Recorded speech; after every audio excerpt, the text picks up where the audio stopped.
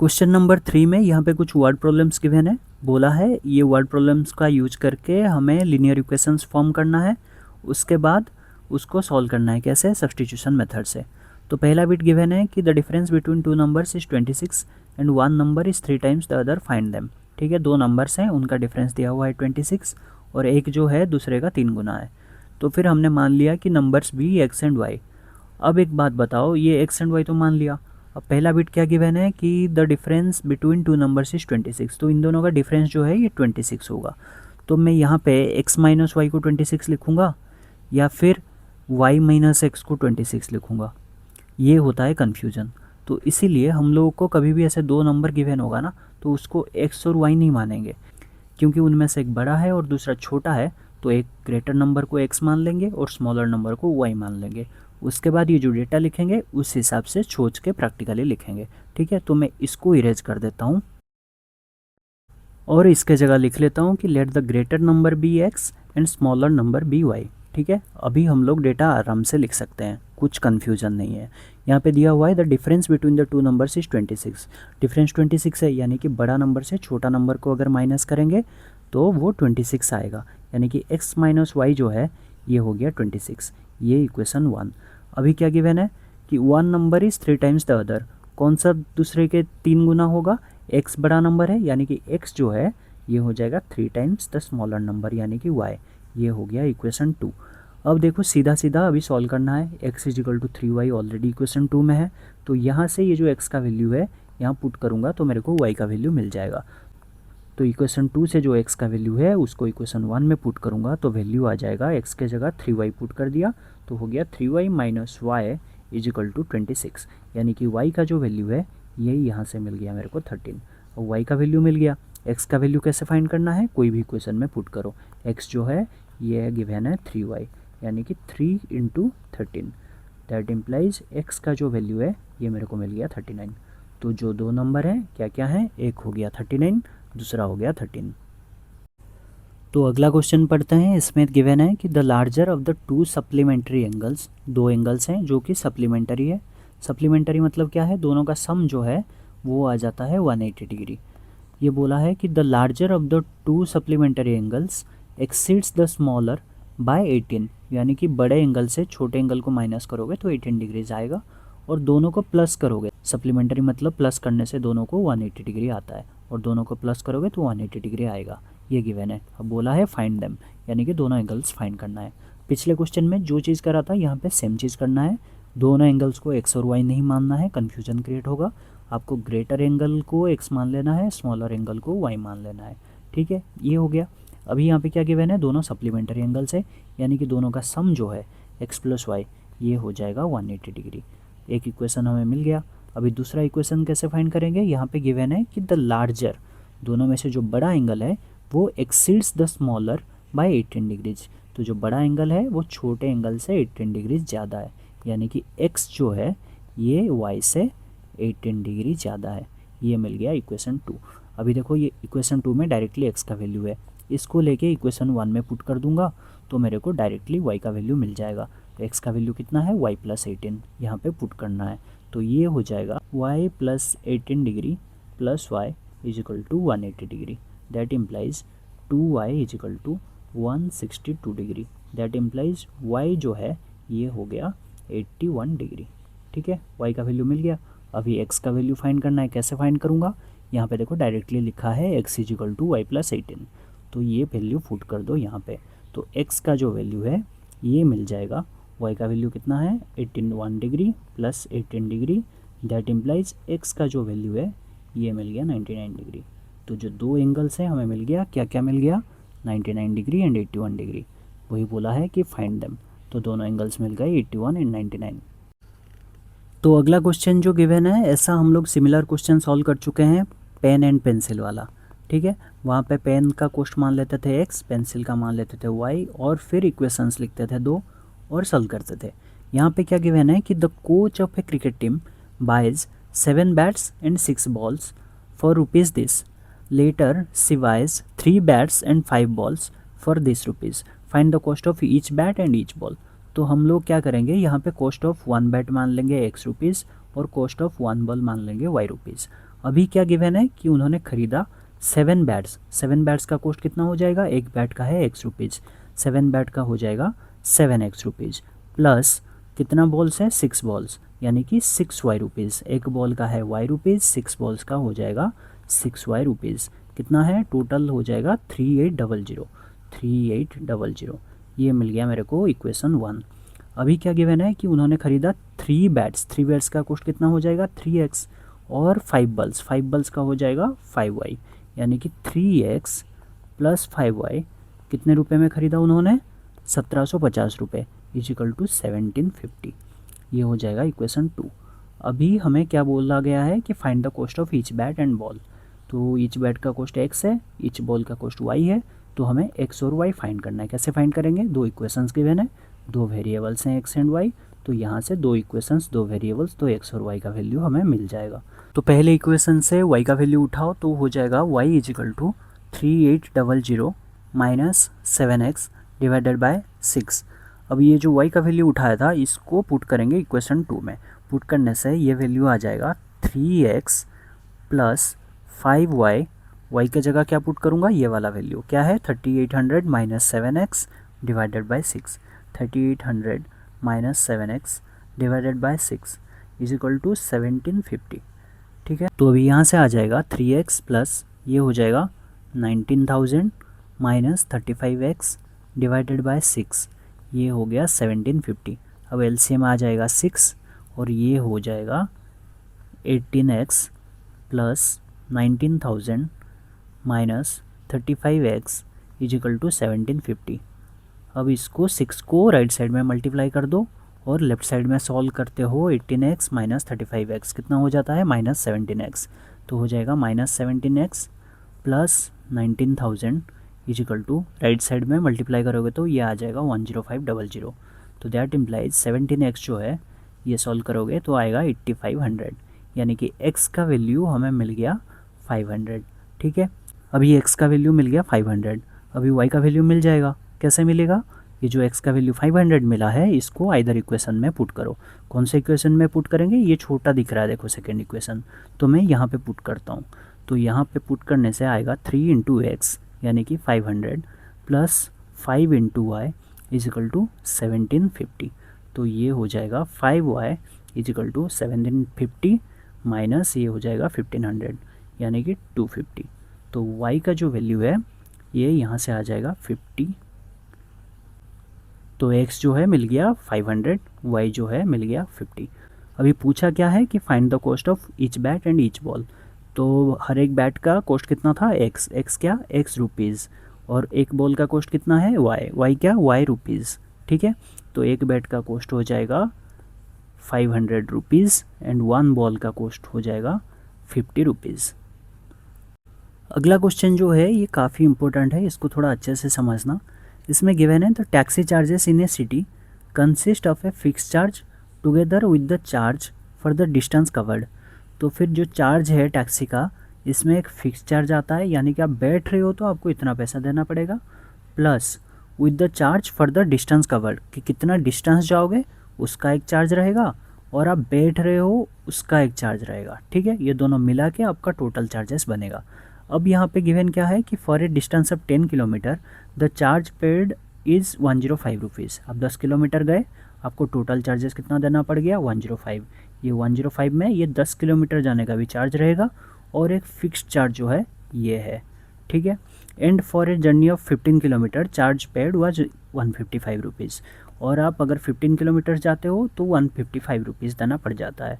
ये 155 रुपीज़ में जो फिक्स चार्ज है वो होगा और वेरिएबल चार्ज यानी कि 15 किलोमीटर जो गए आप उसका चार्जेस भी रहेगा। ये दोनों मिला के 155 रुपीज़ पे करना पड़ेगा 15 किलोमीटर्स अगर ट्रैवल कर रहे हो। ठीक है, तो 105 रुपीज़ देना पड़ेगा अगर 10 किलोमीटर्स ट्रैवल कर रहे हो और 155 रुपीज़ देना पड़ेगा अगर 15 किलोमीटर्स ट्रैवल कर रहे हो। ठीक है, अभी बोला है कि what are the fix charges and the charge per kilometre. तो यहाँ पे फिक्स चार्ज कितना होगा और चार्ज पर किलोमीटर कितना होगा ये पूछा है। How much does a person have to pay for travelling a distance of 25 kilometre. तो 25 किलोमीटर अगर कोई जाता है तो उसको कितना पेमेंट करना पड़ेगा ये बोला है। तो अभी ये सब तो बाद में देखेंगे, पहले हमें पता चल गया ये जो टैक्सी का जो चार्ज है ना ये दो चीज़ों पे बेस्ड है। एक तो हो गया फिक्स चार्ज, दूसरा हो गया कि कितना किलोमीटर्स जा रहे हो, ठीक है, उसका चार्ज। तो ये दोनों हमें फाइंड करना है। तो हमने जो फिक्स चार्ज हम पेमेंट करते हैं उसको मान लिया एक्स रुपीज़, और एक वेरिएबल चार्ज है यानी कि कितना डिस्टेंस जा रहे हो उसको मान लिया कि वाई रुपीज़ पर किलोमीटर, कि 1 किलोमीटर का आप वाई रुपीज़ पेमेंट कर रहे हो, ठीक है। ये दोनों मिलेगा तो हमारा टोटल फेयर बन जाएगा। अभी डेटा दोबारा से पढ़ते हैं। अभी हमने मान लिया ये चीज़, अभी इक्वेशन फॉर्म करेंगे। तो अभी क्वेश्चन दोबारा से पढ़ो। ये क्या लिखा है कि for a distance of 10 kilometre the charge paid is 105 rupees. तो वो 10 किलोमीटर गया। अगर 10 किलोमीटर जाता है कोई पैसेंजर तो उसको कितना पेमेंट करना पड़ेगा, उसको दो चीज़ें पेमेंट करनी पड़ेगी। एक तो फिक्स चार्ज है और एक वेरिएबल चार्ज, यानी कि कितना डिस्टेंस गया उस हिसाब से कितना पैसा हुआ, ठीक है। तो फिक्स चार्ज पेमेंट करना पड़ेगा जो कि है x, plus variable charge payment करना पड़ेगा। वेरिएबल चार्ज क्या है, हमने माना है वाई पर किलोमीटर। ट्रैवल कितना करा, 10 किलोमीटर। 1 किलोमीटर का वो वाई रुपीज़ पे करेगा, 10 किलोमीटर का कितना पेमेंट करेगा, 10 वाई, ठीक है। तो एक्स पेमेंट करेगा जो कि है फिक्स चार्ज, और वेरिएबल चार्ज कितना पेमेंट करेगा, वो 10 वाई। टोटल कितना पेमेंट करेगा, वही यहाँ पे लिखा है कि distance of 10 kilometre the charge paid is 105 rupees. Total पे कर रहा है 105 रुपीज़। अभी क्या गिवन है कि for a journey of 15 kilometre, अभी 15 किलोमीटर दूसरा कोई ट्रैवल कर रहा है। यहाँ से इक्वेशन 1 मिल गया था। अभी 15 किलोमीटर वाला फाइंड करेंगे। 15 किलोमीटर के लिए पहले फिक्स्ड पेमेंट होगा एक्स, और किलोमीटर पर चार्ज कितना है, वाई रुपीज़। तो 15 किलोमीटर का चार्ज कितना हो जाएगा, 15 वाई। तो एक्स प्लस 15 वाई, ये कितना हो जाएगा, टोटल कितना पेमेंट करा, 155 रुपीज़। 155 यहाँ से मिल गया इक्वेशन 2। अभी हम लोग यहाँ से एक्स और वाई का वैल्यू फाइंड कर सकते हैं, क्योंकि दो वेरिएबल है और इक्वेशंस कितने हैं, दो। तो हमें एक्स और वाई का वैल्यू मिल जाएगा। कैसे मिलेगा, पहले इक्वेशन से आप एक्स का वैल्यू उठा लो, हो जाएगा 105 माइनस 10 वाई। उसको क्या करो, इक्वेशन 2 में पुट कर दो। इक्वेशन 2 में पुट करने से एक्स के जगह मैंने पुट करा 105 माइनस 10 वाई प्लस 15 वाई, ये हो गया 155। तो यहाँ से 5 y is equal to 50, that implies y is equal to 10। y का वैल्यू मिल गया मेरे को 10। अभी क्या फाइंड करूँगा, x का वैल्यू कैसे फाइंड करूँगा, इस इक्वेशन में पुट कर दूंगा। तो इक्वेशन 1 में पुट करने से ये आ जाएगा 10 into 5 is equal to 105, that implies x is equal to 105 minus 50। तो x का वैल्यू जो है ये मिल गया 55। अभी पूछा क्या था, what are the fix charges and the charge per kilometre. Fix charge कितना था, एक्स रुपीज़, यानी कि 55 रुपीज़। और क्या है, चार्ज पर किलोमीटर, ये जो वेरिएबल चार्ज था यही तो था, वाई रुपीज़ पर किलोमीटर, यानी कि 10 रुपीज़ पर किलोमीटर। फिक्स चार्ज हो गया 55 रुपीज़ और चार्ज पर किलोमीटर हो गया 10 रुपीज़ पर किलोमीटर, ठीक है। अभी यहाँ पे और एक चीज़ भी पूछा है कि how much does a person have to pay for travelling a distance of 25 kilometre.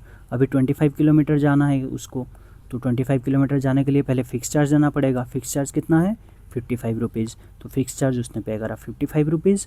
अभी क्या करेगा, 25 किलोमीटर जाएगा, उसके लिए पेमेंट करेगा चार्ज पर किलोमीटर। 1 किलोमीटर का चार्ज कितना है, 10 रुपीज़। 25 किलोमीटर का चार्ज कितना हो जाएगा, 25 इंटू 10। तो टोटल ये इतना पेमेंट करेगा। आप इसको सॉल्व करोगे तो आ जाएगा 250 is equal to 325 rupees for कितना, 25 किलोमीटर्स। तो ये हो जाएगा आंसर। तो आपको क्वेश्चन पढ़ना है, देखना है कि क्या पूछा है, फिर आपको उस हिसाब से मान लेना है कि यहाँ पे जैसे फिक्स चार्ज पूछा था, चार्ज पर किलोमीटर पूछा था, हमने इन्हीं को ही एक्स और वाई मान लिया। उसके बाद इक्वेशन फॉर्मुलेट करा, सॉल्व करा, ठीक है। फिर देखा कि दोबारा से पढ़ा कि क्या पूछा है, फिर उसका वैल्यू निकाला। अगला क्वेश्चन जो है फ्रैक्शन का है। कभी भी फ्रैक्शन का क्वेश्चन आपको दिख जाए तो आप सीधा फ्रैक्शन को मान लो एक्स बाई वाई, ठीक है। किसी भी टाइप का फ्रैक्शन क्वेश्चन दिख जाए उसमें एक्स बाई वाई मान लो फ्रैक्शन को। अभी क्वेश्चन पढ़ो कि a fraction becomes 9/11 if 2 is added to both numerator and the denominator. तो यहाँ पे फ्रैक्शन मान लिया मैंने एक्स बाई वाई।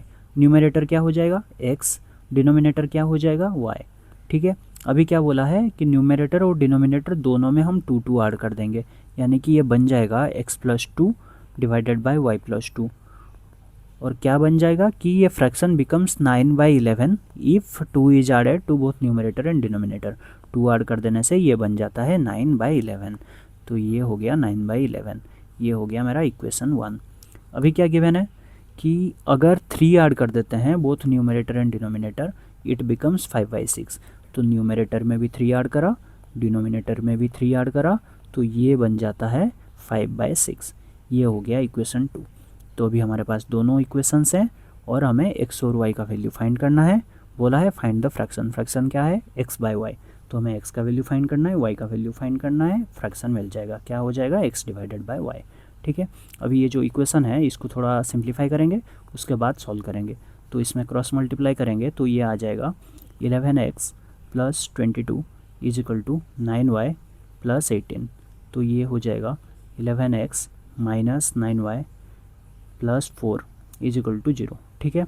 यहाँ से इक्वेशन मिल जाएगा 6x + 18 = 5y + 15। ये हो जाएगा 6x - 5y + 3 = 0। इसको मान लेता हूँ मैं इक्वेशन 1। ये हो गया इक्वेशन 2। तो अभी ये जो दोनों इक्वेशंस मिला है ना, इसको थोड़ा मैं तमीज़ से लिख लेता हूँ। ठीक है। तो अभी जो दोनों इक्वेशंस मिला था उसको मैंने यहाँ पे लिख दिया है। अभी सॉल्व करेंगे। कैसे सॉल्व करेंगे? यहाँ पे देखो x और y का जो कोफिशिएंट है थोड़े बड़े दिख रहे हैं, ये थोड़े से छोटे से हैं। तो फिर ये वाला इक्वेशन लूँगा मैं और इसमें से x या y का वैल्यू लेके इसमें पुट करूँगा। तो सेकेंड इक्वेशन से मेरे को y का वैल्यू मिल जाएगा 6x + 3 / 5। अब ये जो y का वैल्यू मिला इसको इस इक्वेशन में पुट करना है। पुट करने से क्या आएगा? 11x - 9y। y की जगह क्या लिखना है? 6x + 3 / 5 + 4 = 0। अब मल्टीप्लाई कर दो। मल्टीप्लाई करने से ये आ जाएगा माइनस, प्लस करता हूँ, यहाँ ब्रैकेट में रखता हूँ, -54x - 27 / 5 + 4 = 0। अब यहाँ से LCM आ जाएगा 5। तो ये हो जाएगा 55x - 54x - 27 + 20 = 0। ठीक है। और ये 5 जो है इधर मल्टीप्लाई करोगे तो 0 आएगा। 55 - 54x हो जाएगा x और ये हो जाएगा -7। तो इसको सॉल्व करोगे तो यहाँ से x का वैल्यू जो है ये हो जाएगा 7 और x का वैल्यू 7 मिल गया। अभी हम लोग क्या करेंगे? ये जो वैल्यू है x का 7 यहाँ पे पुट करेंगे। पुट करने से क्या आएगा? यहाँ पे 7 पुट करोगे तो आएगा 6 × 7 = 42, 3 45, y का वैल्यू 9। तो दैट इम्प्लाइज y = 9। या पुट करके देखना कि x का वैल्यू 7 पुट करके देखना इस इक्वेशन में या इस इक्वेशन में, आपको y का वैल्यू 9 मिल जाएगा। पूछा क्या है कि फाइंड द फ्रैक्शन। फ्रैक्शन हमने क्या लिया था? x/y। तो फ्रैक्शन जो है वो हो जाएगा 7/9। तो यहाँ पे लिख लेता हूँ मैं। So the fraction = 7/9। ठीक है। ये हो गया आंसर। तो ये रहा आज का लास्ट क्वेश्चन, एज वाला क्वेश्चन है।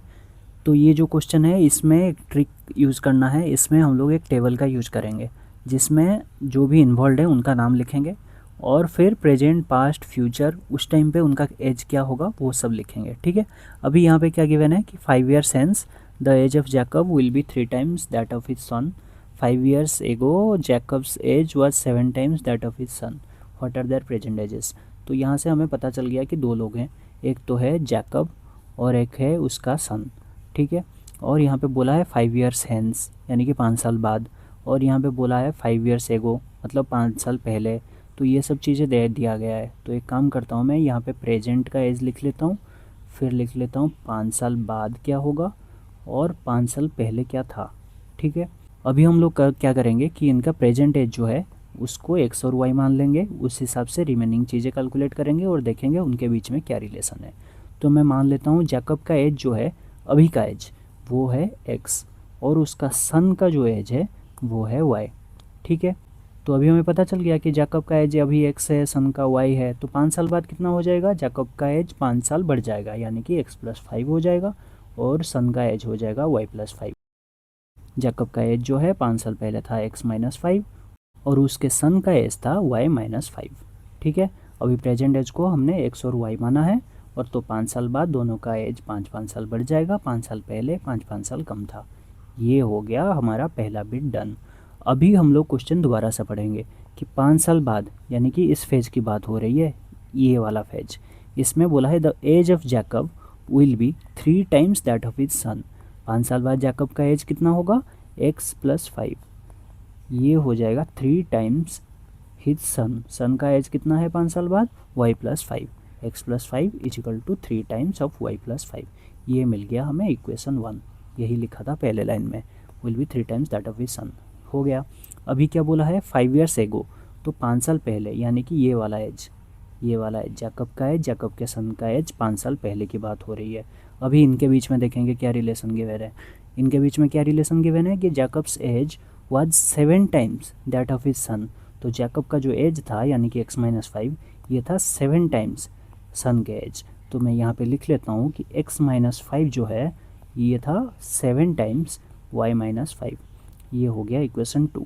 अभी हमें क्या पूछा है, what are their present ages. Present age इसका x है, y है, तो हमें x और y का वैल्यू फाइंड करना है। कैसे करेंगे, यहाँ पे देखो 2 इक्वेशंस हैं, वेरिएबल्स 2 हैं, x और y, तो यहाँ से फाइंड कर लेंगे। तो इसको थोड़ा सा सिंप्लीफाई करूँ तो ये हो जाएगा x+5 जो है ये हो जाएगा 3y + 15। तो यहाँ से मेरे को x का वैल्यू मिल गया 3y + 10। ठीक है। अभी सेकंड इक्वेशन से मिल जाएगा x-5 जो है ये हो जाएगा 7y - 35। तो यहाँ से x का वैल्यू जो है ये मिल गया 7y - 30। तो फर्स्ट इक्वेशन से जो x का वैल्यू मिला है उसको मैं सेकंड इक्वेशन में पुट कर दूंगा। फर्स्ट इक्वेशन से x का वैल्यू मिला है 3y + 10, उसको यहाँ पे पुट करूँगा तो वैल्यू आ जाएगा 3y + 10 = 7y - 30। तो यहाँ से y का जो वैल्यू है ये मिल जाएगा 10, y 10 मिल गया। अभी यहाँ पे पुट कर दो, पुट करने से x का वैल्यू मिल जाएगा। x का वैल्यू क्या मिल जाएगा, x का वैल्यू मिल जाएगा 3y + 10, यानी कि 3 × 10 + 10। तो यहाँ से x का वैल्यू मिल जाएगा 40। अब पूछा क्या है कि अभी प्रेजेंट एज बताओ। प्रेजेंट एज जैकब का कितना है, x है, यानी कि 40 ईयर्स है। और प्रेजेंट एज किसका, उसके सन का y है, तो उसका सन का प्रेजेंट एज है 10। तो अभी जैकब का एज है 40, सन का एज है 10। अभी ये जो स्टेटमेंट्स लिखा है अब वेरीफाई करके देखो ये करेक्ट है कि नहीं है। तो इसी के साथ हमारा एक्सरसाइज 3.2 ख़त्म होता है। नेक्स्ट वीडियो में हम लोग पढ़ेंगे एलिमिनेशन मेथड के बारे में। Thank you.